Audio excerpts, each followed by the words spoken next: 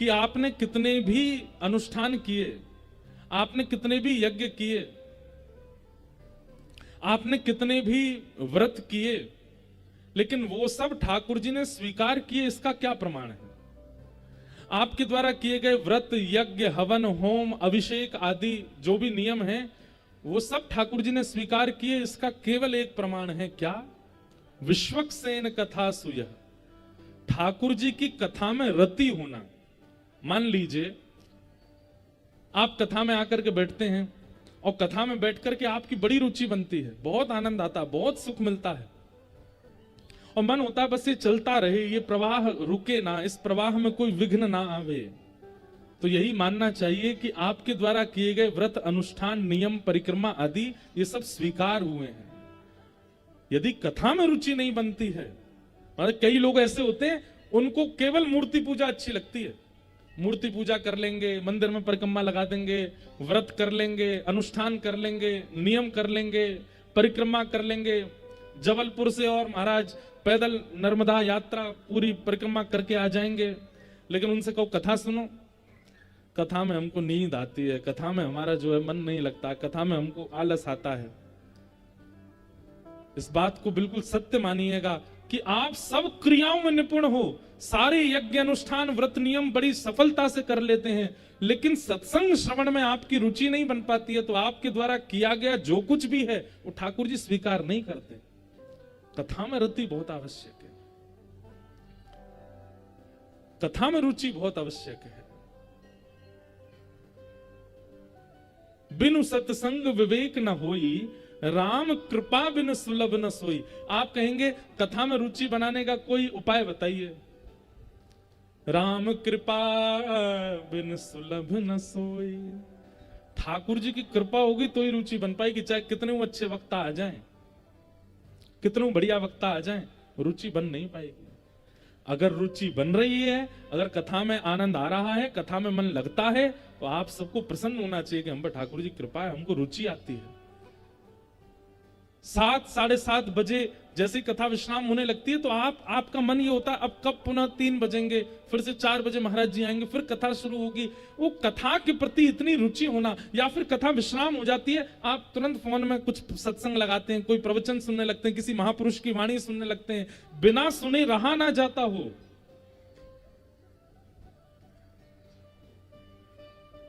सत्संग में ऐसी रुचि हो तो समझ जाना आपके द्वारा किए गए नियम, क्रम, अनुष्ठान, व्रत सब स्वीकार है।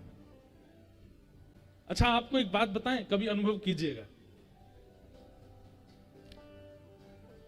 बहुत व्रत करने वाला व्यक्ति, 30 दिन के महीना में 15 दिन व्रती करने वाला व्यक्ति, वो व्रत में निपुण होगा। पैदल परिक्रमाएं करने वाला, कभी गिरिराज जी की करता है, कभी कामदगिरी की करता है, कभी नर्मदा जी की करता है, कभी वृंदावन की करता है, जहां देखो परिक्रमा में लग जाता है, वो परिक्रमा में ही निपुण होगा। अनुष्ठानिक व्यक्ति अनुष्ठानों में ही निपुण होगा, लेकिन कथा का श्रोता व्यक्ति उस सब में निपुण होगा। वो व्रत भी कर लेगा, वो परिक्रमा भी कर लेगा, वो अनुष्ठान भी कर लेगा, वो नियम भी कर लेगा, वो तीर्थ भी हो आएगा, वो धाम भी हो आएगा, वो प्रसादी भी पवा देगा, वो दक्षिणा भी बांट देगा, संतों की सेवा भी, सब में निपुण हो जाता है कथा सुनने वाला व्यक्ति। इसलिए कथा में रुचि होना बहुत आवश्यक है। सूत जी महाराज कह रहे हैं, हे सोनकादि ऋषियों, आप सब यज्ञ कर रहे थे, लेकिन आपकी जो रुचि कथा के प्रति मैं देख रहा हूं ना, इससे मैं ये बात कहना चाहता हूं कि आपके द्वारा किया गया यज्ञ, नियम, व्रत, अनुष्ठान सब ठाकुर जी ने स्वीकार कर लिया है, क्योंकि आपकी कथा में रुचि बन रही है। धर्मस्य यापवर्गस्य नार्थोऽर्थायोपकल्पते, नार्थस्य धर्मैकान्तस्य कामोलाभाय विस्मृतः। बहुत अच्छा भाव है इसका। धर्मस्य यापवर्गस्य, हमारा धर्म जो है वो अपवर्ग है, पवर्ग नहीं है। कभी कभी कथा में मैं बताया करता हूं, हिंदी वर्णमाला के शब्द होते हैं चवर्ग, तवर्ग, टवर्ग, कवर्ग, पवर्ग। पवर्ग शब्द कौन से होते हैं? प, फ, ब, भ, म। प, फ, ब, भ, म ये पवर्ग शब्द हैं। क, ख, ग, घ, ये कवर्ग शब्द हैं। च छ ज झ ञ ये चवर्ग शब्द हैं। टा ठा डा ढा णा ये टवर्ग शब्द हैं। ता था दा धा ना ये तवर्ग शब्द हैं। ऐसी पा फा बा भा म पवर्ग। तो हमारा धर्म क्या है? अपवर्गस्य, पवर्ग नहीं है। सब लोग सावधानी से सुनना।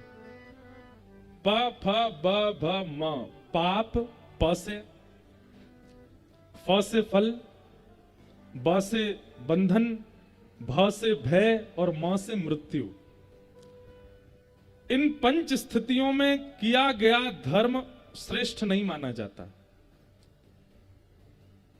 जैसे सबसे पहला शब्द है प। प यानी कि पाप हो जाने के बाद, हमसे कोई पाप बन गया, हमसे कोई पाप हो गया, अब पाप हो जाने के बाद हम लोग धर्म करने, इधर देखो यहां देखो, वो बरस नहीं रहे हैं, वो पहले का ही नीचे आ रहा है। नर्मदा जी आ रही हैं, सुनते रहो। वाह भैया, ले 2-4 तो नवा दिए उनने। और सावधानी से सुनो। पा से पाप। तो पाप हो जाने के बाद कई लोगों को ग्लानि होती है कि हमने पाप कर दिया, हमने मांसाहार बहुत किया, या हमने मदिरा पान किया, या हमने परस्त्री संग किया, पर पुरुष संग किया, इनका साथ अनित किया, इनके साथ बुरा किया। और उस ग्लानि में लोग क्या करते हैं? फिर धर्म करने लग जाते हैं। हमसे पाप हो गया, पाप के प्रायश्चित के रूप में धर्म करने लग जाते हैं। आपके प्रायश्चित के फल में आपका पाप खत्म तो हो जाएगा, धुल तो जाएगा, लेकिन वो श्रेष्ठ धर्म नहीं माना जाएगा। पाप के बाद किया गया धर्म। अब कई लोग इससे निराश हो सकते हैं कि महाराज जी अब तो हम बचपन में तो हमने कर दिया कुछ ऐसा, पहले तो हमने कर दिया, अब हम सुधर गए तो क्या अब स्वीकार? नहीं, जब तक प्रायश्चित बोध से आप धर्म कर रहे हो तब तक आपको वो श्रेष्ठ धर्म नहीं माना जाएगा। मतलब हमारा वो पाप निकल जाए, हमारा वो पाप धुल जाए, आज के बाद हम कभी मांस भक्षण नहीं करेंगे, आज के बाद कभी मदिरा पान नहीं करेंगे, उसका प्रायश्चित हो जाए। तो जब तक प्रायश्चित नहीं हो रहा है तब तक किया गया धर्म वो श्रेष्ठ नहीं माना जाएगा। वो क्योंकि उस धर्म से आप अपने पाप निवृत्त कर रहे हो ना, इसलिए वो श्रेष्ठ नहीं है। जब प्रायश्चित पूरा हो जाएगा उसके बाद जब आप पुनः ना करूंगा जो मैंने पहले किया, ये संकल्प लेकर के धर्म करोगे, तब वो कल्याणकारी होगा। पाप, फल, पा फा, दूसरा शब्द फ है, फ से बना फल। तो फल की कामना से किया गया धर्म। सुख संपत्ति घर आवे, कष्ट मिटे तन का, ओम जय जगदीश हरे। हमारे घर में सुख आ जाए, संपत्ति आ जाए, हमारे घर में ये आ जाए, हमारे घर में वो आ जाए, हमारा ऐसा काम चल जाए, हमारे ऐसे वो बन जाए।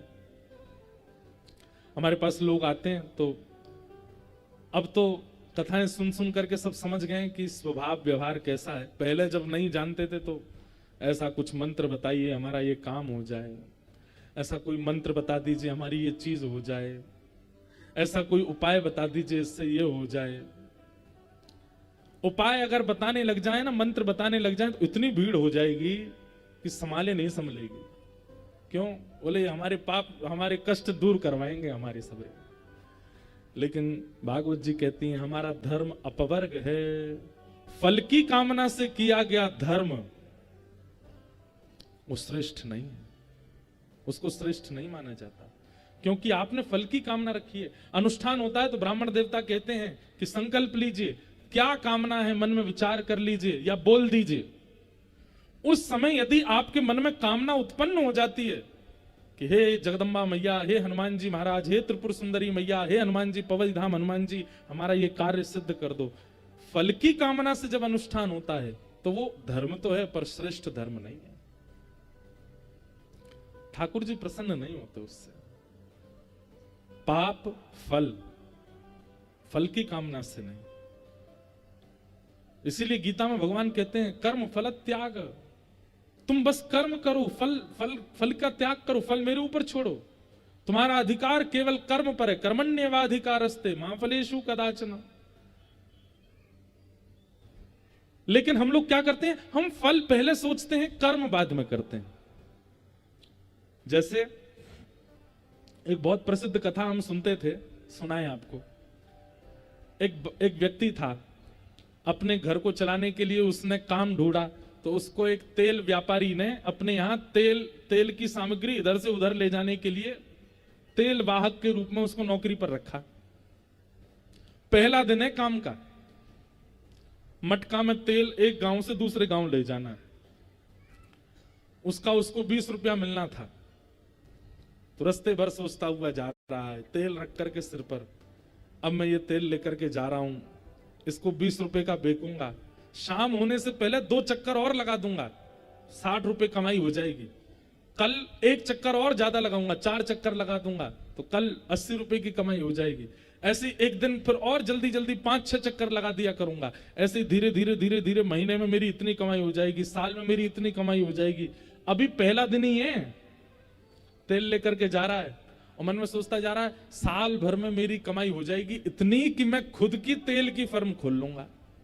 और फिर जब मेरी तेल का व्यापार शुरू होगा, फिर मेरे यहाँ मेरे जैसे ही लोग कार्य करता होंगे, उनको मैं दिया करूंगा वेतन, उनसे मुझे इतना मुनाफा हुआ करेगा। फिर उसके बाद मैं और बड़ा व्यापार कर लूंगा। जब मैं बड़ा व्यापारी बन जाऊंगा तो फिर एक दूसरा बड़ा व्यापारी अपनी बेटी से मेरा ब्याह कर देगा, मेरा ब्याह हो जाएगा, बड़ी सुंदर मेरी पत्नी होगी। फिर उसके बाद मेरे 4 बच्चे होंगे, 2 बेटा 2 बेटी। बेटा सबसे छोटा होगा, बच्चों को इस विद्यालय में पढ़ाऊंगा, उनके ऐसे कपड़े हुआ करेंगे, एक बढ़िया बैलगाड़ी खरीद लूंगा, उसमें बैठ करके हम घूमने जाया करेंगे। एक दिन मैं कुछ कार्य कर रहा हूंगा, छोटा वाला बड़ा उद्यमी होगा, वो मेरी गोद में आकर के कभी मेरी कलम खींचेगा, कभी पन्ना फाड़ेगा, कभी हाथ पकड़ेगा, मुझे बड़ा गुस्सा आया करेगा उस पर। और मैं उस बालक को ले जा करके उसकी मां की गोद में जाकर के पटक दूंगा। और जैसे ही पटक दूंगा, इतना आवेश में आया कि जो एक घड़ा लेके जा रहा था वही फेंक दिया। जैसे ही वो घड़ा फेंका, उसकी आंख खुली, जितने सपने थे सब मिल गए धूल में। ऐसे ही हम लोग हैं, कर्म बाद में करते हैं, फल पहले सोच लेते हैं कि ये प्राप्त होगा। फल का विचार मत कीजिए, आप बस कीजिए, उद्देश्य अपना उचित रखिए बस। फल जो आप विचार कर लेते हैं वो आपके लिए कहीं ना कहीं रुकावट बन जाता है। तो पाप फल, प फ ब से बना बंधन। बंधन युक्त बंधन मुक्त होने के लिए जब धर्म का आश्रय लेते हैं, वह भी श्रेष्ठ धर्म नहीं माना जाता। हनुमान जी के पास केवल इसलिए आ रहे हैं कि हम जिसको चाहते हैं वो हमें मिल जाए, या हम जिससे दूर होना चाहते हैं वो चला जाए, ये भी तो एक स्वार्थ है। बंधन युक्त बंधन मुक्त होने के लिए धर्म का आश्रय नहीं। प फ ब और फिर आया भ यानी कि भय से किया गया भजन, भयभीत होकर के किया गया भजन, भयभीत होकर के किया गया अनुष्ठान, वह भी उचित नहीं माना जाता। और अंतिम शब्द है म यानी कि मृत्यु। जीवन तो निकाल दिया, लेकिन जब मृत्यु समीप आई तो भजन करने लग गए। युवावस्था निकाल दी, बाल्यावस्था निकाल दी, पूरा जीवन निकाल दिया। जब सारी इंद्रियां बिल्कुल योग्य थी तब तो भजन किया नहीं, और जब इंद्रियां बिल्कुल शिथिल हो गई, गोलगप्पा खा नहीं पाते, जहां चाहे जा नहीं पाते, जैसे चाहे पहन नहीं पाते, कर नहीं पाते, तब धर्म का आश्रय लेते हैं मृत्यु के समय पर, वह भी उचित नहीं है। धर्मस्य याप वर्गस्य, इन 5 स्थानों के अलावा किया गया धर्म वो श्रेष्ठ माना जाता है। हे सौनकादि ऋषियों, आप सबके चित्त के जो प्रश्न हैं, आप सबका जो भाव है, वो अपवर्ग धर्म को भजने वाला है। आप लोगों ने कोई पाप नहीं किया, आप लोगों को फल की कामना नहीं, आप लोगों को कोई भय नहीं है, आप लोगों की मृत्यु समीप नहीं है, लेकिन फिर भी कलिकाल के जीवों के कल्याण के लिए आप लोग मेरे सामने बैठे हैं, मुझसे प्रश्न कर रहे हैं, इसलिए आप मूल धर्म का पालन कर रहे हैं, ये उचित है। इस प्रकार श्री सूत जी महाराज अनेक भावों बताते हैं भगवान के अनेक अवतारों का वर्णन करते हैं। अवतारों का वर्णन करने के पश्चात श्रीमद् भागवत की रचना का क्रम सुनाते हैं। श्रीमद् भागवत की रचना का क्रम सुनाते हैं कि इदं भागवतम नाम पुराणम ब्रह्म संहितम उत्तम श्लोक चरितम चकार भगवान ऋषि। भागवत की रचना कैसे हुई? इदम भागवतम नाम, इनका नाम भागवत है। और ये क्या है? बोले पुराणम ब्रह्म संहितम, ये ब्रह्म संहिता है। पुराणों में भी अतिश्रेष्ठ है, इसीलिए महापुराण है। और उत्तम श्लोक चरितम, यहां पर उत्तम श्लोकों के चरित्र बताए गए हैं। उत्तम श्लोक किनको कहते हैं? जो प्रातः वंद्य होते हैं, जिनका स्मरण करने से हमारे पाप नष्ट होते हैं, उनको उत्तम श्लोक कहा जाता है। एक बात याद करिएगा, भागवत में जितने चरित्र सुनाए जाते हैं, उन भक्तों का केवल आप नाम मात्र बोल देते हो ना, ध्रुव जी, प्रहलाद जी, अम्बरीश जी, रघुगण राजा, भरत जी आदि आदि, जो भी भागवत में नाम अंकित हैं, उन भक्तों का केवल आप स्मरण मात्र कर लेते हैं तो उनसे पाप नष्ट हो जाते हैं, इसलिए उनको उत्तम श्लोक कहा जाता है। ऐसे उत्तम श्लोकों का चरित्र जहां पर कहा गया है, और भगवान ऋषि चकार, जहां पर भगवान ऋषि वेदव्यास जी ने जिसका निर्माण किया है, ऐसी भागवत को हम प्रणाम करते हैं। प्रश्न हुआ कि महाराज, जब वेदों का निर्माण हो गया था तो फिर भागवत जी की रचना की आवश्यकता क्यों पड़ी? तब कथा सुनाते हैं कि वेदव्यास जी महाराज ने पहले एकमेकम चतुर्विधम, पहले वेद प्रणव एवाग्रे, एक ही वेद था प्रणव, प्रणव यानी कि ओमकार। एक वेद को 4 वेदों में परिवर्तित किया, ऋग्वेद, यजुर्वेद, सामवेद, अथर्ववेद। लेकिन तब भी वेदव्यास जी महाराज को लगा कि शायद इससे मानव कल्याण नहीं हो पाएगा, तो उन्होंने इतिहास के रूप में महापुराण का निर्माण किया, इतिहास के रूप में महाभारत का निर्माण किया। 17 महापुराण, 18 उपपुराण लिखे, लेकिन तब भी मन एकाग्र नहीं हुआ। एकाग्र नहीं मतलब संतुष्टि नहीं हो रही है अपनी क्रिया से। जैसे मां घर में भोजन बनाती है तो सबसे पहले किसको चखाती है? अगर पति है तो पति को चखाती है, और बेटा होगा ना तो बेटा या बेटी को बोले, ए जरा ये चख के बता कैसा बना। मां भोजन तभी चखाती है जब उसने बहुत अच्छे से बनाया हो, लेकिन जब उसने ऐसे ही बना दिया होता है ना तो सीधे थाली में परोस के दे देती है। ये मां का स्वभाव होता है, वो चखाएगी तभी जब बहुत अच्छा बनाती है, और जब ऐसे बेमन से बनाया है ना, कहीं और मन है, तब पूछती नहीं है, वो सीधा थाली लगा के सामने धर देती है। और उस समय यदि बालक खाते हुए कहता, माँ आज तो बहुत अच्छा बना, बोले झूठ मत बोल, मुझे पता अच्छे से, मैंने आज बनाया ही नहीं, मैं तो ऐसी नमक हल्दी डाल के बना दिया है। झूठ क्यों बोलता है? मतलब निर्माणकर्ता को पता होता है कि मैंने जो किया है वो कैसा है। बच्चे जब एग्जाम देके आते हैं ना, एग्जाम हॉल से बाहर, इधर देखो इधर देखो, सब लोग ध्यान से कथा सुनो। का है वो भैया? कौन है? अच्छा, पानी बट रहा है। वाह, बहुत अच्छे हो महाराज आप तो। व्यास जी बेचारे प्यासे बैठे हैं, श्रोता पानी भी पी रहे हैं। हमने सोचा मैंने क्या हो गया पता नहीं, कोई नहीं, अच्छा आप लोग प्यास बुझाओ अपनी। क्या बता रहा था मैं? हाँ, एग्जाम हॉल जब बच्चे बाहर आते हैं ना एग्जाम देके, तब उनसे पूछा कीजिए कैसा। जिस बच्चे ने बहुत अच्छा किया होगा ना, वो इतने कॉन्फिडेंस के साथ बोलता है मैंने किया है और मैं हासिल करूंगा, वो कर भी लेता है। और जिनका अच्छे से नहीं हुआ होता, उनका कैसा था? बढ़िया था, सब ठीक है, हाँ, हो गया, कर दिया। संतुष्टि के शब्द अलग होते हैं। संतुष्ट व्यक्ति जब होता है ना, तो उसकी शब्दावली अलग होती है, उसकी मुख की तेज अलग होता है, उसके नेत्रों की चमक अलग होती है, उसकी वाणी का जो स्वर है वो भी अद्भुत होता है। संतुष्टि अलग होती है, और केवल क्रिया कर दी गई है, संतुष्ट नहीं है, उसकी भाषा, उसका स्वर, उसका शब्द अलग होता है। वेदव्यास जी महाराज ने इतना सब कुछ लिख दिया, लेकिन मन में संतोष नहीं था। मतलब अपनी रचना से वो स्वयं प्रसन्न नहीं हो पा रहे थे। अब ये भी कह दूं कि प्रसन्न थे पर संतुष्ट नहीं थे। लगता था कहीं कुछ छूटा है, कहीं कुछ रह गया है। और तभी वहां नारद जी महाराज का आगमन हुआ। नारद जी महाराज ने आकर के वेदव्यास जी से कहा, व्यास जी, वो लोग जो यहां बैठे हैं कथा में, जिनको अपनी क्रिया से सदैव असंतुष्टि का अनुभव होता है, बहुत ध्यान से सुनना इस चरित्र को। नारद जी महाराज आए, आकर के बोले, कहिए व्यास जी कैसे हो आप? मुखमंडल पर आपके थोड़ा ऐसा लग रहा है कि कहीं ना कहीं असंतोष है।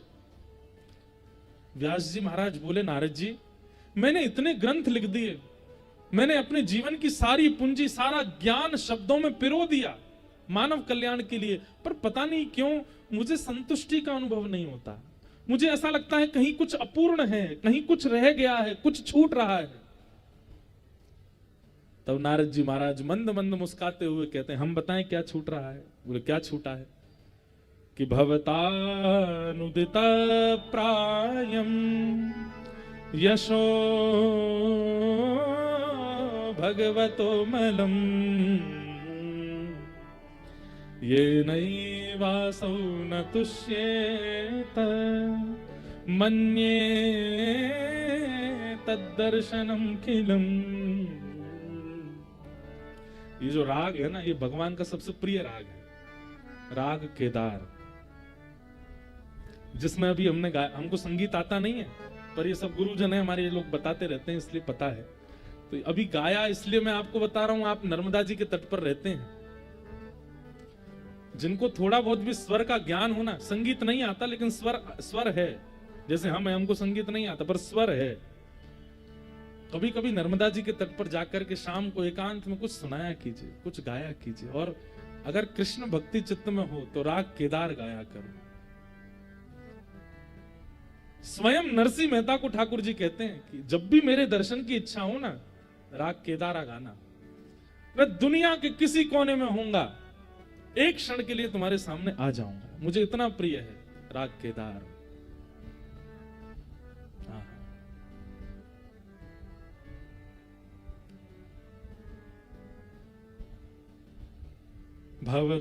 भवतानुदित प्रायम यशो भगवतो मलम ये नैवासौ न तुष्येत मन्येत दर्शनम खिलम। नारद जी कहते हैं, व्यास जी, आपने जितनी भी रचनाएं की हैं, उन सब रचनाओं में आपने ठाकुर जी का पराक्रम बताया, ठाकुर जी का पौरुष बताया, ठाकुर जी की श्रेष्ठताओं का वर्णन किया है, ठाकुर जी का प्रभाव दिखाया है।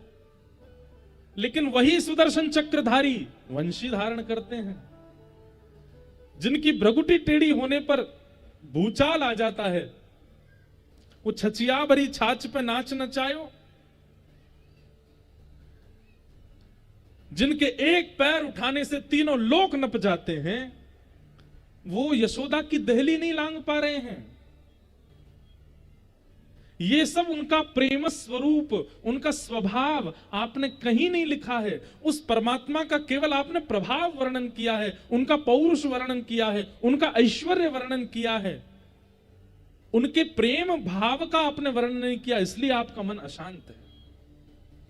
आपके द्वारा की गई रचनाओं से श्रद्धा हो जाएगी, आपके द्वारा की गई रचनाओं से पढ़ करके सुन करके जीवात्मा के चित्त में आस्था हो जाएगी ठाकुर जी के प्रति, लेकिन प्रेम नहीं हो पाएगा।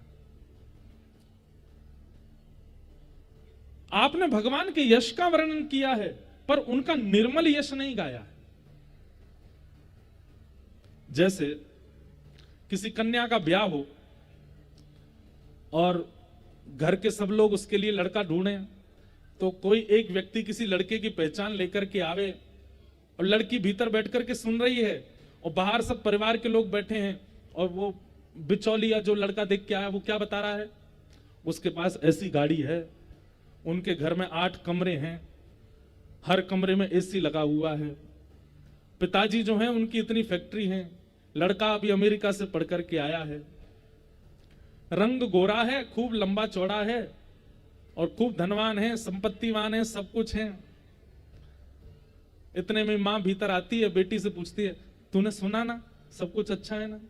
बेटी क्या कहेगी, ये सब प्रभाव बताया, उसका स्वभाव तो नहीं बताया ना।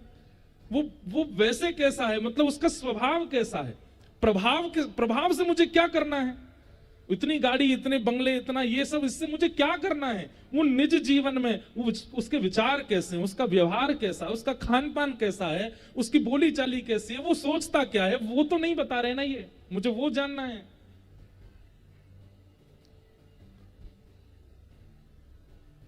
ठीक वैसे ही नारद जी महाराज कह रहे हैं कि व्यास जी, आपने ठाकुर जी का प्रभाव विस्तृत कर दिया सब जगह।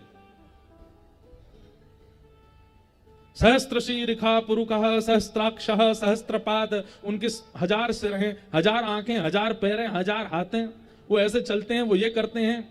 खंबायु अग्निम सलिलम महिम च ज्योतिम से सद्वानि दृशो द्रुमादीन सरित समुद्राम से हरे शरीरम यत्किंच भूतम प्रणमेत अनन्यम, सब भगवान का शरीर है।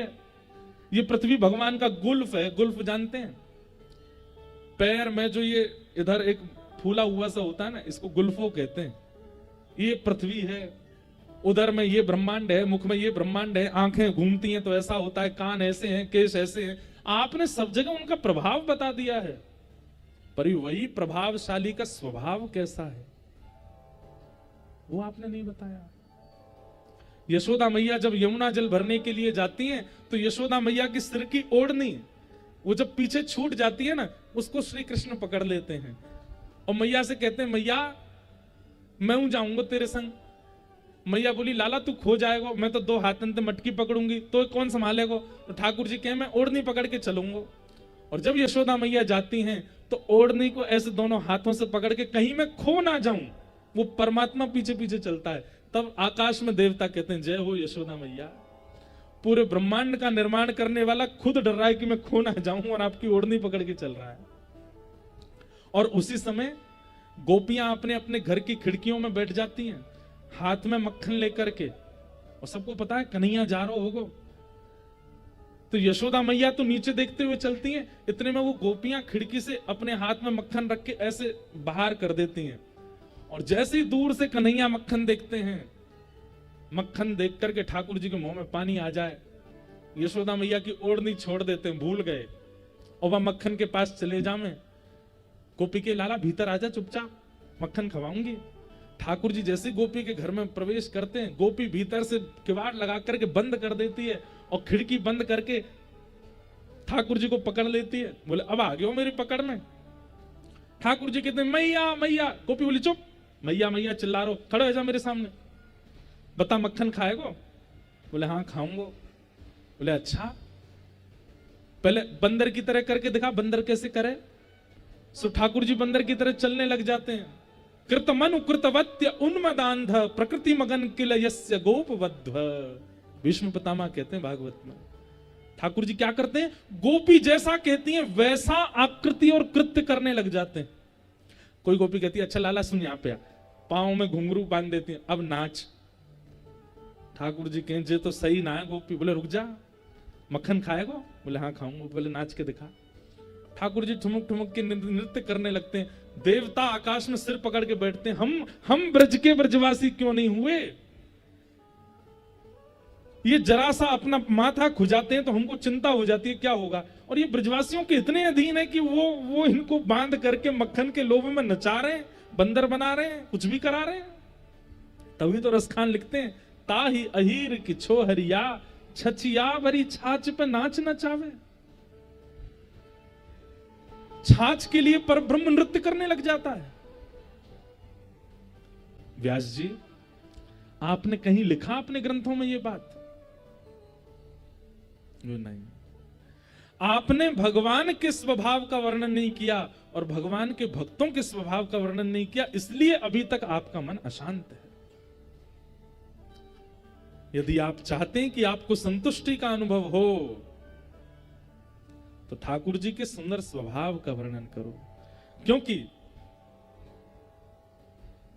न यद्वचश्चेत्रपदं हरेर्यशो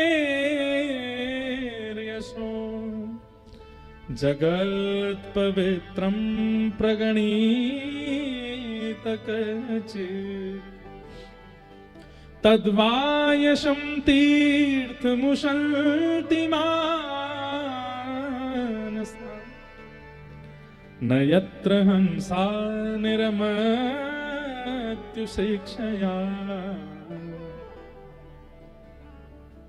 जिस प्रकार जिस कीचड़ में कोई स्नान करते हैं वहां कभी हंस नहीं आया करते।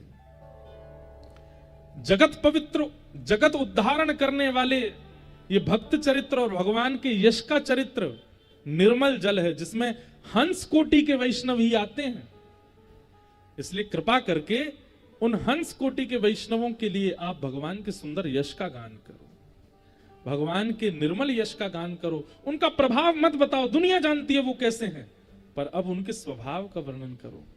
वही श्री कृष्ण जब वंशीधारी बनते हैं, वही श्री कृष्ण जब त्रिभंग लली बनते हैं, वही श्री कृष्ण जब पाग टेढ़ी सी धारण करते हैं, यशोदा मैया के लाला बनकर के आते हैं, तो कैसे लगते हैं। कृपा कर उनके उस स्वरूप का वर्णन करो।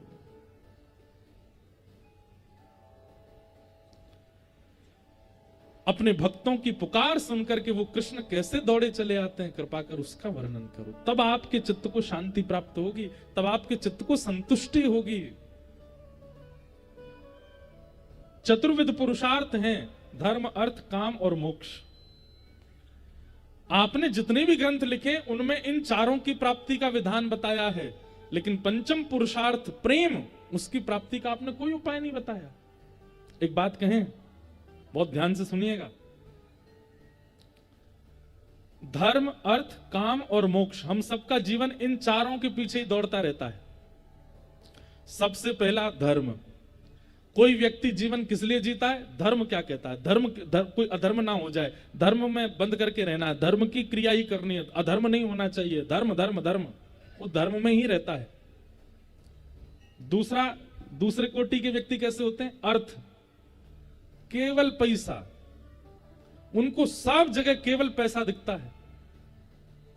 विवाह भी करेंगे तो पैसे के लिए, बच्चे पैदा हुए तो इनका भविष्य भी केवल पैसे के लिए कि ये भी बड़े होकर पैसा ही कमावे।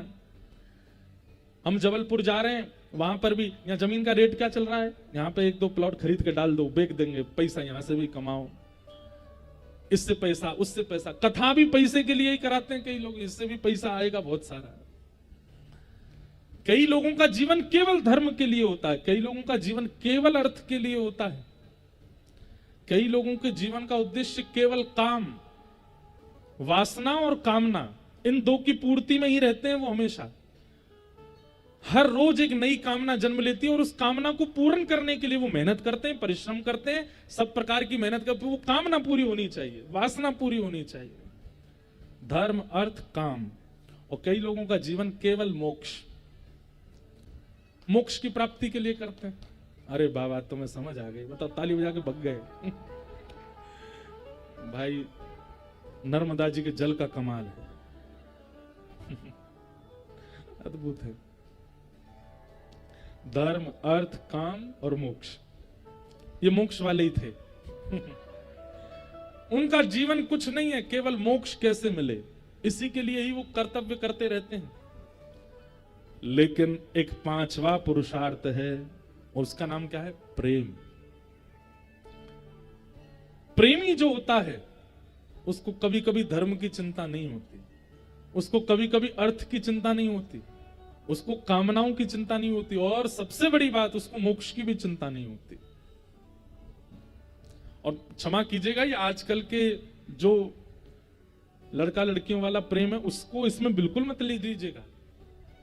स्वच्छंद यथा ब्रज गोपिका नाम, नारद भक्ति सूत्र में श्री नारद जी कहते हैं, वह प्रेम जो ब्रज की गोपियों में है। प्रेम का अभिप्राय क्या है? संसारी प्रेम नहीं। अब मैं प्रेम पर बोलने लग जाऊं तो फिर पूरा समय उसी में निकल जाएगा। रास पंचाध्याय में गोपियां अपना प्रेम प्रकट करती हैं ठाकुर जी के आगे। मैवं विभोर हति भवान गदितुम नृशंसम संत्यज्य सर्व विषयांस तव पाद मूलम भक्ता भजस्व दुर्वग्रहमात्यजास्मान देवो यथादि पुरुषो भजते मुमुक्षु। गोपियां कहती हैं, अब इस श्लोक का अर्थ तो अलग है, पर वहीं गोपियां कहती हैं कि हमारा प्रेम देखने का नहीं है कि हमें दिखो, हमारा प्रेम सुनने का नहीं है कि हमें सुनाई दो, हमारा प्रेम स्पर्श का नहीं है कि हमें स्पर्श करो, हमारा प्रेम मिलने का नहीं है कि आप आके हमसे मिलो श्याम सुंदर। हमारा प्रेम तो केवल है एक बार कह दो कि आपने हमें स्वीकार कर लिया और जीवन भर के लिए हमसे दूर चले जाओ, हम उसी में ही जीवित रहेंगी, उसी में ही अपना प्रेम मान लेंगे कि आपने एक बार कह के स्वीकार कर लिया। ऐसा प्रेम जहां रूप रस स्पर्श गंध और शब्द की वासना युक्त दुर्गंध हो, उसको प्रेम नहीं कहते। गोपियों का प्रेम सामान्य नहीं है। उस प्रेम का वर्णन कीजिए, तब आपके चित्त को शांति होगी। नारद जी महाराज के इस वक्तव्य के बाद वेद व्यास जी महाराज बोले, मैं कैसे वर्णन करूं इस भाव का, क्या करना पड़ेगा मुझे उसके लिए? तो बोले, समाधिनान नुस्मर तद विचेष्टितम, समाधि लगाओ। और श्री वेद व्यास जी महाराज समाधिस्थ हुए और समाधिस्थ भाषा में ही वेद व्यास जी महाराज ने भागवत की रचना की। नारद जी महाराज ने पूर्व जन्म की कथा बताते हुए कहा था कि समाधि से जब एक दासी पुत्र नारद बन सकता है, आप यदि उद्देश्य पवित्र करके प्रेम का उद्देश्य रख के अगर समाधि लगाओगे तो आपको प्राप्त नहीं होगा। समाधि लगाओ। और समाधि में गए वेद व्यास जी महाराज, जैसे समाधि पूर्ण हुई भागवत जी की रचना हुई। आहा, भागवत जी की रचना हुई।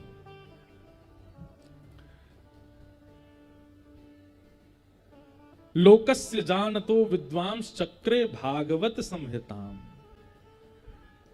लोक कल्याण के लिए निर्माण किया श्री वेद व्यास जी ने। किसका? बोले भागवत संहिता। सम्यक हितम यासा संहिता, जो सबका हित करे। सम्यक हितम का मतलब क्या हुआ? यहां जो कथा में बैठे हैं उनका भी कल्याण हो रहा है, कथा करने वाले का, सुनने वाले का भी कल्याण हो रहा है। और आपको नहीं पता होगा, ये जो हवा चलती है ना, इस वायु में ना जाने कितने जीव जिनकी सदगति नहीं हो पाई है, जो मृत्यु के बाद अभी भी भटक रहे हैं इस वायुमंडल में, वो भी उस वायु का आश्रय लेते होंगे जो वायु बहती हुई कथा की ओर जा रही है। और जैसे ही वो उस वायु का स्पर्श करके इस कथा पंडाल से स्पर्श करते होंगे, ना जाने कितने जीव भी मुक्त होते जा रहे होंगे इस कथा से, उनका कल्याण भी हो रहा होगा। और इस पूरे कथा क्षेत्र में छोटे छोटे कीड़े होंगे, चींटियां होंगी, मक्खी होंगे, मच्छर होंगे, उनके भी यदि प्राण निकल रहे होंगे तो वो भी भगवत धाम जा रहे होंगे, उनका भी हित हो रहा होगा। मतलब हम लोगों का तो जीते जी हित होता है, जो जीवित नहीं है उनका भी हित होता है, और जो हमारी तरह कथा बैठ के सुन नहीं सकते उनका भी हित होता है। और भैया हम कह दें तो आप लोगों को लगेगा बहुत बड़ी बात कह रहे हैं, पर यह वास्तविकता है। आप लोग कथा सुन करके जाते हैं और जब आप वापस अपने घर की ओर जाते हैं तो मार्ग में या घर पर जितने लोग आपसे मिलते हैं जो कथा में नहीं आ पाए, आपका वो दर्शन कर लेते हैं। और जब आपसे पूछते हैं कहां से आए, तो आप कहते हो कथा से आए। तो आपका दर्शन और आपका श्रवण मात्र से उनका भी किंचित से ही कल्याण होता है। सम्यक हितम यासा संहिता, जो सबका हित करे। अब इसके दो अर्थ हैं। सम्यक हितम यानी कि श्रेष्ठ हित। कैसा श्रेष्ठ हित? भागवत जी क्या है? मां है। और मां में और बाकियों में अंतर क्या होता है? बालक कहे मुझे कोका कोला पीनी है, मुझे पेप्सी पीनी है, मुझे चिप्स खानी है, तो बालक को तो लगता है कि मुझे चिप्स खानी है और जो मुझे दिलाएगा वो मेरा हितैषी। कई लोग होते हैं वो बालक की बात मान करके चॉकलेट दे देते हैं, चिप्स दे देते हैं। लेकिन मां, वो मां से कहे मां चिप्स खानी है, बोले 2 पड़ेंगे गाल पे, खाएगा चिप्स। क्यों? वो हित चाहती है, सम्यक हित चाहती है। क्या? कि ये चिप्स खाएगा तो इसको ये बीमार हो जाएगा, इसको ये हो जाएगा, इसको वो हो जाएगा। भले ही इसको लगता है कि उससे उसमें इसका हित है, पर मैं मां हूं, मैं जानती हूं इसका हित किसमें है। ऐसी हैं भागवत जी। मतलब आप यहां बैठ करके अगर चिंतन कर रहे हैं, भागवत जी हम पर कृपा कर दो, हमारे घर में ये काम हो जाए, हमारे बच्चे की जॉब लग जाए, हमारा ये हो जाए, ये हो जाए, तो भागवत जी मां का रोल निभाती हैं। वो तुम्हारी चाहने वाली वस्तु नहीं होगी, जो तुम्हारे लिए हितकर है वो हम देंगे। इसलिए सम्यक हेतम। कई बार कथा में आप केवल जिज्ञासा लेकर के बैठिए और आपका अपने आप समाधान कथा बता देती है। आप पूछिए मत, बैठ जाओ बस जिज्ञासा लेके, अपने आप समाधान मिलेगा। इसका मतलब क्या है? और वो समाधान भी कैसा मिलेगा? जो आपके लिए हितकारी हो, जो आपके लिए उपकारी हो। गोस्वामी तुलसीदास जी महाराज को स्वयं महादेव प्रकट होके कहते हैं। सब लोग इधर देखो, बहुत ध्यान से सुनना, ये प्रसंग मुझे बहुत अच्छा लगता है। तुलसीदास जी की कथा में एक ब्राह्मण आते थे और वो तुलसीदास जी से कहते, देखो मेरी बेटी आपके बिल्कुल योग्य है, आप उससे ब्याह कर लो। गोस्वामी जी तो नहीं मानते, बात निकल जाते। हर कथा में वो ब्राह्मण देवता आ जाते, मेरी बेटी से ब्याह कर लो, मेरी बेटी से ब्याह कर लो। लेकिन गोस्वामी जी ने ब्याह नहीं किया, नहीं स्वीकार की उनकी बात। तो एक दिन महादेव प्रकट हो गए और महादेव प्रकट होकर बोले, आपकी कथा में एक ब्राह्मण आता है अपनी बेटी का प्रस्ताव लेके, बोले हाँ उससे ब्याह कर लो, आपके लिए वही हित है। अब महादेव स्वयं प्रकट होकर के कह रहे हैं कि उसमें मेरा हित है, इसका मतलब उस कन्या से ब्याह करने पर मुझे राम जी मिल जाएंगे, मेरा जीवन सफल हो जाएगा। स्वयं महादेव मोहर लगा रहे हैं। लेकिन बंधुओं, कई बार हित ठोकर लगने में ही होता है। हमको लगता है कि हमारी कोई चोट ना लगे उसमें हमारा हित है, पर कई बार कई चोट हितकारी होती हैं।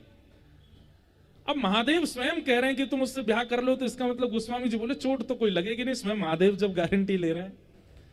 लेकिन बात ऐसी थी कि जब तुम ब्याह करोगे और वही जब तुमको चोट पहुंचाएगी, चोट तो नहीं पहुंचाई उन्होंने, एक बात कह रहे हैं, वही जब तुम्हारे हृदय को ऐसे शब्द कहेगी कि तुमको चोट जैसा अनुभव हो, तभी तुलसीदास मिलेगा इस पृथ्वी को, इसलिए तुम ब्याह करो। अब ये बात नहीं बताई महादेव ने कि ऐसा ऐसा होगा, नहीं तो तुलसीदास जी तो ब्याह ही नहीं करते। ब्याह करके पत्नी से इतना प्रेम करते थे, कभी जाने नहीं देते। एक दिन पत्नी मायके चली गई सोते हुए गोस्वामी जी को छोड़ के, तो उसके विरह में ऐसे व्याकुल हो गए, नदी शव के ऊपर चढ़ के पार कर गए, सर्प पकड़ के पर्वत लांग गए, कांटे लग गए, सब हो गया, ऐसे रक्त बह रहा था जगह जगह से। पत्नी के पास जाके बोले, तुम मुझे छोड़ के क्यों आ गए? पत्नी ने कहा, आप शव पर चढ़ के नदी पार कर गए, सांप को रस्सी समझ के पर्वत लांग गए, कांटे लगे, ना जाने ठोकरें लगी, इतना रक्त बह रहा है, किसके लिए इतना? मेरे लिए। एक हाड़ मांस के पुतले के लिए आप इतने बेचैन हो गए कि आप ये भी विचार नहीं कर रहे कि शव को नाव समझ रहे हो, आप ये भी विचार नहीं कर रहे कि सर्प को रस्सी समझ रहे हो, आप ये भी विचार नहीं कर रहे कि आपके शरीर में कितने घाव हो गए केवल एक हाड़ मांस के पुतले के लिए। इतनी व्याकुलता, इतनी तड़प और इतनी बेचैनी यदि राम जी से मिलने की होती ना, तो राम जी मिल गए होते आपको। बस नेत्र बंद हो गए गोस्वामी जी के और विचार करने लगे, मैं इतना कुछ कर पाया किसके लिए? पत्नी के लिए। इतना मैंने राम जी के लिए तो नहीं किया। इसकी बात तो सही है, अगर इतना एफर्ट मैंने राम जी को प्राप्त करने में किया होता तो आज राघव मिल गए होते। और उसी दिन इस राष्ट्र को गोस्वामी तुलसीदास जी प्राप्त हुए, जिनकी मानस आज घर घर को कल्याणकारी बना रही है। अब देखो पूरी बात क्यों सुनाई मैंने, कि महादेव ने कहा था कि ब्याह करो, तो महादेव कह रहे थे तो ब्याह टिकना चाहिए था ना। लेकिन महादेव कह रहे थे कि ब्याह करो, अब आगे ठोकर लगेगी तो ही तुम बनोगे, ये नहीं बताया था, पर लगना था। इसको कहते हैं सम्यक हितम। आपका हित किसमें है ये जो जानता है वो भागवत जी। आप यहां अपना प्रस्ताव लेकर के आओगे, हमको ऐसा कर दो, हमें ऐसा बना दो, भागवत जी कहेंगे नहीं, I have some better idea for you, हमारे पास और अच्छे तरीके हैं आपके लिए। इसलिए भागवत जी संहिता है, ऐसी भागवत संहिता को हम प्रणाम करते हैं। वेद व्यास जी महाराज ने भागवत की रचना की और अपने पुत्र श्री सुखदेव जी को प्रदान की। बड़ी बड़ी कथा है। 12 वर्ष तक मातृ गर्भ में रहे श्री सुखदेव जी महाराज। अभी जोधपुर में हमारी कथा थी, वहां सुखदेव जी के पृथ्वी पर आने का एक दिन हमने पूरा कारण बताया, आप लोग YouTube पर सुन लेना। सुखदेव जी पृथ्वी पर कैसे आए? हमारी किशोरी जी की कृपा से आए। हमारी लाडली जी श्री राधा रानी ने कृपा करके उनको भेजा। और वेदव्यास जी के यहां जन्म लेते ही यम प्रव्रजंत मनुपेत अपेत कृत्यम द्वैपायनो विरह कातर आजुहाव पुत्रेति तन्मय तया तरवो विनेदुस्तम सर्वभूत हृदयम मुनिमान तोष्मी। जन्म लेते ही वन में चले गए थे, लेकिन आज वेदव्यास जी ने जब भागवत की रचना की तो मन में विचार किया कि गेहे गेहे जने जने, इसकी स्थापना के लिए मुझे एक योग्य पात्र चाहिए। और व्यास जी जानते हैं कि मेरा पुत्र पात्र है। मैं एक बात कथा में कहा करता हूं, जितने माता पिता यहां बैठे हैं बहुत ध्यान से सुनिएगा। पुत्री को जन्म देना, पुत्र को जन्म देना बड़ी बात नहीं है। पुत्री और पुत्र जन्म लिए उसके बाद उसको पात्र बनाना, यह श्रेष्ठ बात है। आजकल युवा क्या कर रहे हैं? केवल पुत्र पुत्री का जन्म हो जाए बस, कैसे भी इस पर ध्यान देते हैं, पर उसको पात्र बनाने की कोई योजना नहीं बनाते। एक बालक को जन्म के बाद उसकी 18 साल की उम्र में ले जाकर के उसको पात्र बनाना, यह सबसे बड़ी तपस्या है इस संसार में। अगर कोई माता पिता बालक को श्रेष्ठ पात्र बना देते हैं, उनको हिमालय पर तप करने के समान फल प्राप्त होता है कि उन्होंने इस राष्ट्र को, इस पृथ्वी को, इस भूमि को एक श्रेष्ठ व्यक्तित्व प्रदान किया। आजकल के माता पिता उसको तप नहीं मानते, उसको परवरिश मान करके हमारा वंश बढ़ गया, हमारा बालक हो गया, और उसमें लगे रहते हैं। ठीक है, बालक की तो करने दो, बालक की तो खाने दो, बालक की तो पीने दो, बालक की तो नाचने दो। अच्छा है, सब कुछ करे, लेकिन ये विचार आपके मन में सदा रहना चाहिए कि ये एक पात्र बन करके निकले। केवल मेरे वंश का या मेरे कुल खानदान का उद्धार करने वाला नहीं, इस राष्ट्र का उद्धारक बने। इस विचारधारा से बालकों की परवरिश करो। आप एकादशी के व्रत मत कीजिए, आप सोमवार के व्रत मत कीजिए, आप कोई यज्ञ अनुष्ठान मत कीजिए। आपका यज्ञ अनुष्ठान सब कुछ एक है, एक बालक को पात्र बनाओ। और उसको पात्र बनाने के लिए स्वयं भी तो बहुत कुछ सीखना पड़ेगा। तो जब तक संतान उत्पन्न ना हो रही है तब तक खूब सत्संग श्रवण करो, तब तक खूब महापुरुषों की सेवा करो, खूब कथा श्रवण करो। और जैसे ही बालक का जन्म हो, 5 वर्ष की आयु होते ही आप ही उसके लिए संत बन जाओ, आप ही उसके गुरु बन जाओ, आप ही उसके राह दिखाने वाले बन जाओ। हम हमारी माता जी का स्मरण करते हैं, उनका नाम नर्मदा है।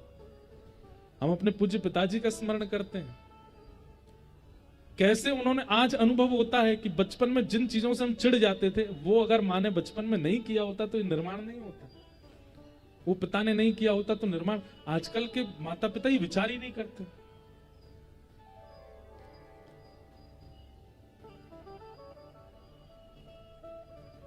पात्र बनाइए, पुत्र नहीं। वेदव्यास जी जानते हैं कि मेरे पुत्र पात्र हैं, और उनकी पात्रता से भागवत जी घर घर जन जन में जाएंगी। तब नन्हे नन्हे बालकों को बुला करके कहा, हिमालय पर जाओ, और जब आप लोग पुष्प और तुलसी का चयन करने जाते हो पूजा सामग्री लेने के लिए वन में, तो फिर एक श्लोक गाते हुए जाया करो। बालकों को एक श्लोक रटा दिया भागवत जी के वेणु गीत का। वेणु गीत प्रारंभ होने से पहले ठाकुर जी के स्वरूप का वर्णन है कि वरहा पीड़म नटवर वपु कर्णयो कर्णिकारं विभ्रदवासः कनक कपिसं वै जयंतीं च मालां रंध्रान् वेणोऽधर सुधया पूरयन् गोपवृन्दै वृन्दारण्यं अनन्यं स्वपदरमणं प्राविशद गीत कीर्ति। भागवत जी का भगवान के रूप माधुरी के सुंदर श्लोकों में सबसे सुंदर श्लोक है ये, वरहा पीड़म नटवर वपु। हमारे पूज्य नाना जी इसका इतना सुंदर वर्णन करते थे। वरहा पीड़म, जिन्होंने मोर पंखों का आपीड़ यानी कि मुकुट पहना है। वरहा पीड़म नटवर वपु, जिनका वपु यानी कि जिनका शरीर कैसा है, बोले नटवर। नट माने आकर्षण करने वालों को नट कहा जाता है। और उन नटों में भी जो सर्वश्रेष्ठ हैं ऐसे नटवर। नट किसको कहते हैं? जैसे अदाकार होते हैं, फिल्म बनाने वाले होते हैं, या मंच पर परफॉर्मेंस करने वाले, जिनको देख करके आकर्षण होता है उनको नट कहा जाता है। अब पहले फिल्म वाले तो होते नहीं थे, हीरो हीरोइन तो होते थे, पहले नट होते थे, उनसे सब आकर्षित होते थे। ऐसे आकर्षण करने वालों में सर्वश्रेष्ठ नटवर, उनका वपु। वपु का अर्थ नाना जी करते, बोले लाला की एक उंगली भी इतनी सुंदर है कि मुख तो दूर की बात है, एक उंगली पे भी अगर नजर अटक गई तो वही दिखते रह जाओगे, इतने सुंदर है श्याम सुंदर। ऐसा वपु जिनका है, नटवर वपु। कर्णयो कर्णकारम, और कान तो दो हैं, बहुवचन, और कुंडल एक ही पहना है। तो फिर कैसे पहनते हैं ठाकुर जी? बोले कुंडल काहे का है? पुष्प का कुंडल है। और वो यहां नीचे नहीं पहना है, ठाकुर जी ने ऐसे अपने कान के ऊपर दबा रखा है। एक कान में वह ऐसा जैसे पुष्प लगा लेते हैं ना, कई लोग है नहीं तो लगा के दिखाता है, ऐसे पहन लेते हैं। तो ठाकुर जी क्या करते हैं, एक कान में कुंडल पहन करके ऐसे पुष्प पहन करके चलते हैं। और फिर बोले यहां तो दोनों कानों में कहा गया, एक ही कुंडल दोनों कानों में कैसे? बोले यहां पहनते हैं और फिर थोड़ी देर बाद उसी को उछालते हैं और फिर ऐसे कान करके इधर धारण कर लेते हैं। कर्णयो कर्णकारम, दोनों कानों में पहनते हुए चल रहे हैं। ये श्लोक तो ऐसा है कि नेत्र बंद करके छवि बना के दर्शन करो। मोर पंख का आपीड़ यानी कि मुकुट पहना है, जिनका अंग ऐसा है कि एक रों भी अगर देख लें तो उसी पर ही आकर्षण होता चला जाता है। दो कान हैं पर कुंडल एक ही, दोनों कानों में धारण करते जा रहे हैं। कर्णयो कर्णकारम कर्णिकारम, विभ्रदवासः कनक कपिसम वैजयंतीं च मालाम, जिन्होंने ऐसी पीतांबरी पहनी है कि उस पीतांबरी की पीलिमा कभी कभी सूर्य को भी फीका दिखाती है। अरे भैया, संसार में कितनी भी बड़ी मणि हो, कितनी भी बड़े हीरे हो, किसी में ऐसी सामर्थ्य नहीं कि उसके आते ही सूर्य फीका लगने लग जाता हो। पर वृंदावन में एक ऐसी मणि आई थी, नीलमणि। श्री कृष्ण जब पीतांबरी पहन करके नंद भवन से बाहर निकलते थे तो सूर्य भी फीका लगने लगता था उनके उस रूप लावण्य के आगे। विभ्रदवासः कनक कपिसम वैजयंतीं च मालाम। आहा, जैसे धूप की तेज किरणें कभी कभी हमारे नेत्रों को छोटा कर देती हैं, नेत्रों को बंद कर देती हैं, लेकिन यहां वर्णन करते हुए आचार्य चरण कहते हैं कि श्री ठाकुर जी के पीतांबरी से उत्पन्न होने वाला प्रकाश और श्री ठाकुर जी के बाजूबंद और हाथ में पहने हुए स्वर्ण के कड़ूलाओं से उत्पन्न होने वाला प्रकाश, उससे सूर्य को भी कभी कभी चौंधा आने लगता है, उसके नेत्र बंद हो जाते हैं, तो अपने आप को बादलों की ओट में छुपा लेता है सूर्य। वरहा पीड़म नटवर वपुः कर्णयो कर्णिकारम विभ्रदवासः कनक कपिसम वैजयंतीं च मालाम। वैजंती माला पहनी। वैजंती माला किसको कहते हैं? अब इसका वर्णन तो बहुत विस्तार से करना पड़ेगा, लेकिन मैं एक बात बस बता दूं, 11 रत्नों से युक्त जो माला है उसको वैजंती माला कहते हैं। उसमें 11 प्रकार के रत्न लगे हुए हैं। ये रत्नों की भी हो सकती है, पुष्पों की भी हो सकती है। 11 प्रकार के पुष्प, श्वेत पुष्प, पीले पुष्प, गुलाबी पुष्प, नीले पुष्प, बीच में हरी हरी पत्रियां, और फिर इस प्रकार से 11 प्रकार की भिन्न भिन्न रंगों के पुष्पों से बनी हुई माला, वो भी वैजंती माला है। 11 प्रकार के रत्नों से बनी हुई माला, वो भी वैजंती माला है। 11 प्रकार के मेवाओं से युक्त माला, वो भी वैजंती माला है। लेकिन उसका निर्माण ऐसे नहीं कि एक के बाद एक 11 लगा दिए, नहीं, उसकी सुंदरता नहीं जानी चाहिए। वह सुंदर वैसे ही बना रहे। अपने अपने घर के ठाकुरों को कभी कभी धारण कराओ वैजंती माला, वही जयंतीम च मालाम। और रंध्रान वेणो अधर सुधया पूरयन गोपवृंदैः।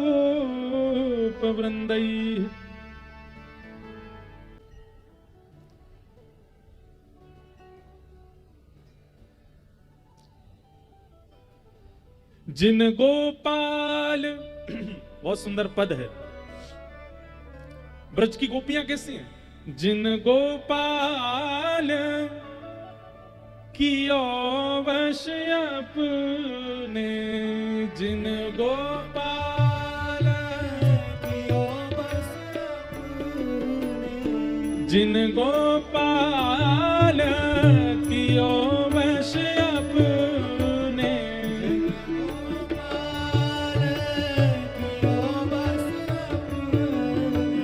जिन गोपाल कियो वश अपने, जिन गोपाल कियो वश अपने, उर्धर प्रेम भुजा, उर्धर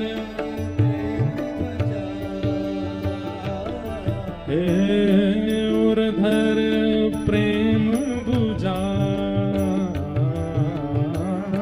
उर्धर प्रेम भुजा, गोपी प्रेम की ध्वजा, गोपी प्रेम की ध्वजा, गोपी प्रेम की ध्वजा, गोपी प्रेम किनका है? ब्रज की गोपियों का। जिन गोपाल कियो वश अपने, उर्धर श्याम भुजा, या दोहने बहनने मथनोपलेप प्रेंखें खनार भरुदितो क्षणमार्जनादो। श्रीमद् भागवत जी में कितना सुंदर वर्णन करते हैं। या दोहने, गैया का दूध काढ़ती काढ़ती भी कृष्ण स्मरण करती हैं। अपने घर में गोबर का चौका लगाते समय भी कृष्ण स्मरण करती हैं। अपने बच्चों को दूध पिलाते समय, पति की सेवा करते समय, सब क्रियाओं में कृष्ण मन, कृष्ण धन, कृष्ण ही हमारो मन, आठों याम ऊधो हमें कृष्ण ही सो काम है। जो कृष्ण चिंतन के अलावा और कुछ विचार ही नहीं करती हैं, वो गोपियां। ये है प्रेम। और एक तो होता है संसारी प्रेम की प्रशंसा संसारी लोग करते हैं, पर ऐसा प्रेम जिसकी प्रशंसा कौन कर रहा है? सुकुमुनि व्यास प्रशंसा की, सुकुमुनि व्यास प्रशंसा की, सुकुमुनि व्यास प्रशंसा की, सुकुमुनि व्यास प्रशंसा की, ऊधो संत सराहे, ऊधो संत सराहे, भूरि भाग्य गोकुल की वनिता, भूरि भाग्य गोकुल की वनिता, भूरि भाग्य गोकुल की वनिता, भूरि भाग्य गोकुल की वनिता, अति पुनीत भगवान, अति पुनीत भगवान, गोपी प्रेम की ध्वजा, गोपी प्रेम की ध्वजा, ओ गोपी प्रेम की ध्वजा, गोपी प्रेम की ध्वजा। परमानंद दास जी कहते हैं, लोग कहते हैं ब्राह्मण होना जरूरी है, वैदिक होना जरूरी है, विद्वान होना जरूरी है, संस्कृतज्ञ होना जरूरी है, संस्कारी होना जरूरी है, ज्ञानी होना जरूरी है। पर दास परमानंद जी, हमारे वृंदावन के परमानंद दास जी कहते हैं,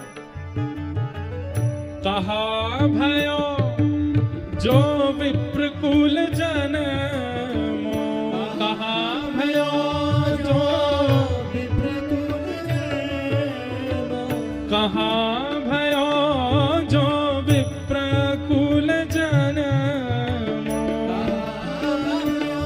जो विप्रकुल जन्मो, और सोहरी सेवा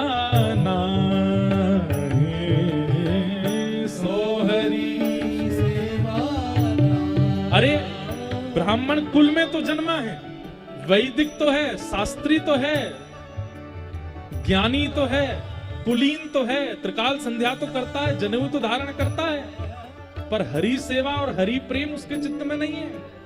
क्या फायदा फिर विप्रकुल में आने का। हमारे ब्रज के रसिक संत कहते हैं, सो कुल धन्य दास परमानंद, सो कुल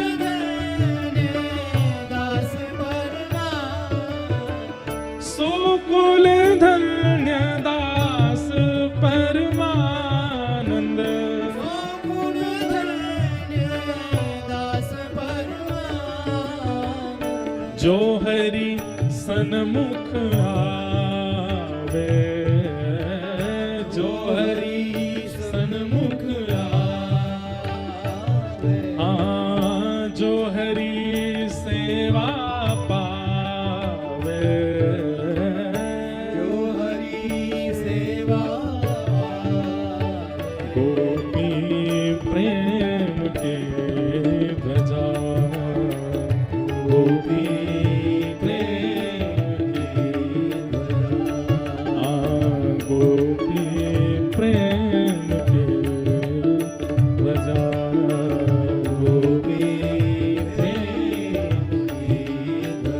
जिन गोपाल कियो वश अपने, गोपाल कियो वश अपने, उर्धर श्याम भुजा, उर्धर श्याम भुजा, गोपी प्रेम की भजा, गोपी